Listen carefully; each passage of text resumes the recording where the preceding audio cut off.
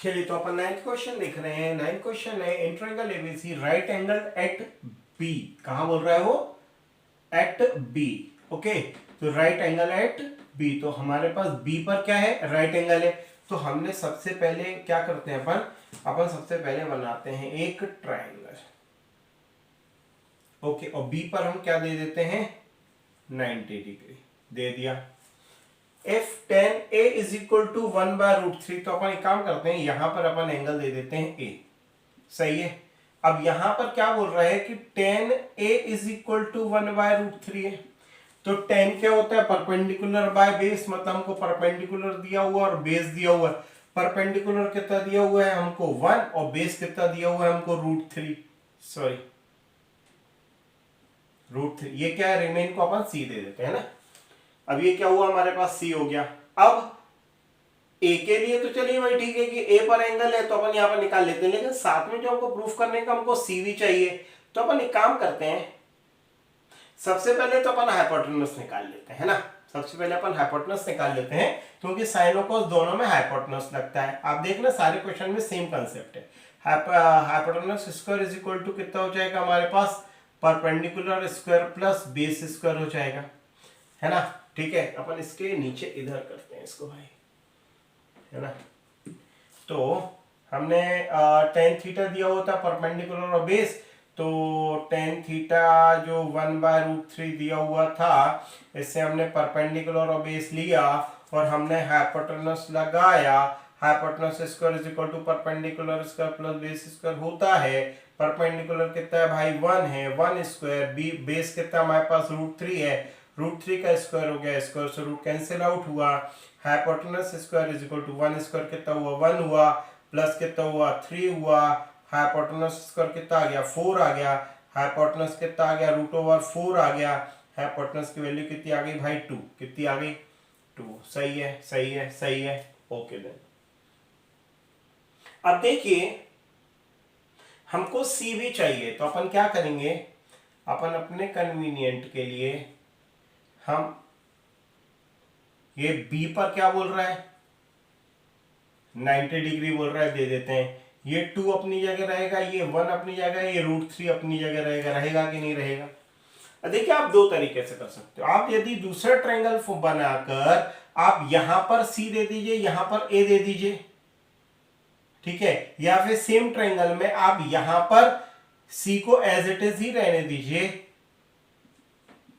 और यहां पर एंगल बना दीजिए।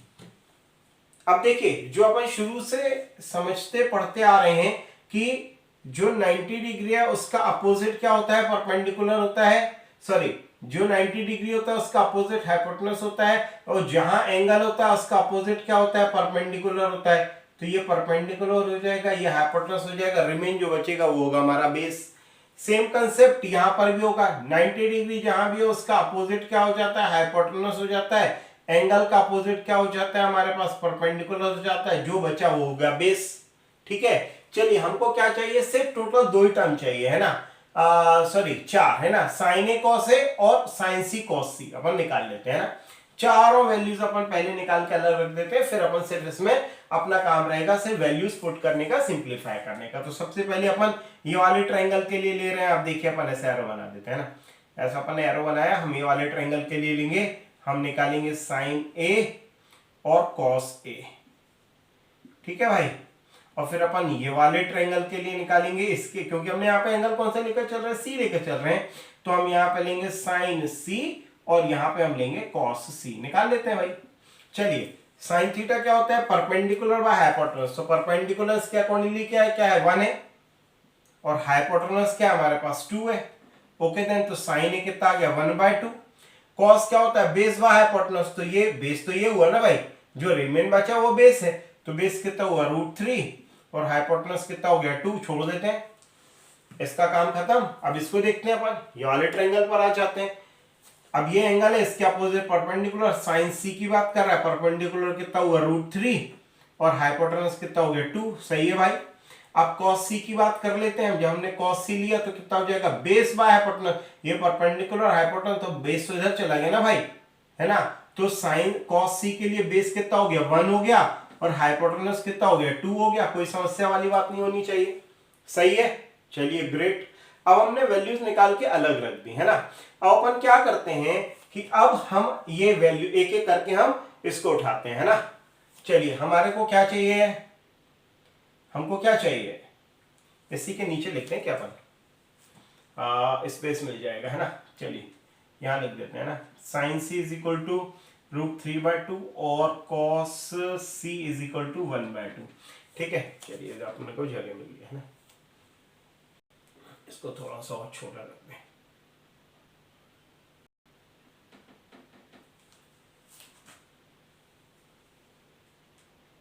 चीज तो वही हुई ना भाई, है ना। ठीक है, चलिए ये अपन ने सारी वैल्यूज निकाल के अलग रख दिया। अब हम इसमें सिर्फ वैल्यूज पुट करने का हमारा काम बचा है ना। ऐसा करके अपन इसको ऐसा करके एरो बना देते हैं, ये समझ गए। चलिए सही है, तो अब अपन यहाँ पे वैल्यूज डालते हैं ना। साइन ए अपन फर्स्ट वाला देख रहे हैं, साइन क्या है हमारे पास, sign A cos C plus cos A sign सी। सही है, साइन ए कितना है 1/2 पुट कर दीजिए, इंटू कॉस सी कितना है 1/2 पुट कर दीजिए, प्लस कॉस ए कितना है हमारे पास √3/2 पुट कर दीजिए, इंटू साइन सी कितना है √3/2 पुट कर दीजिए। सही है ना मेरे भाई, कोई समस्या नहीं। चलिए अपन इसको क्या करेंगे, सिर्फ मल्टीप्लाई करेंगे। हमको पता है मल्टीप्लिकेशन है न्यूमरेटर का न्यूमरेटर से और डिनोमिनेटर का डिनोमिनेटर से मल्टीप्लाई होता है। तो 1 1 से कितना हुआ 1, 2 2 से कितना हुआ 4। सही है, प्लस √3 का √3 से करेंगे तो 2 टाइम है तो अपन क्या लगा देंगे, स्क्वायर लगा देंगे, डिवाइडेड बाय 2 का 2 से मल्टीप्लाई करेंगे, 2 2 से कितना हो जाएगा 4 हो जाएगा। कितना आ गया हमारे पास 1/4 हो गया, प्लस स्क्वायर से रूट कैंसिल आउट हुआ, कितना आ गया 3/4 हो गया। सही है भाई, कोई समस्या नहीं है। अब देखिए हमको पता है डिनोमिनेटर जब सेम होता है तो हम 1 टाइम लिख देते हैं और न्यूमरेटर को ऐड कर देते हैं। तो 3 + 1 कितना हुआ 4 हुआ, डिवाइडेड बाय 4 है, 4 से 4 कैंसिल हो गया, आंसर कितना आ गया 1। यह है हमारा आंसर। सही है भाई, चलिए बहुत बढ़िया।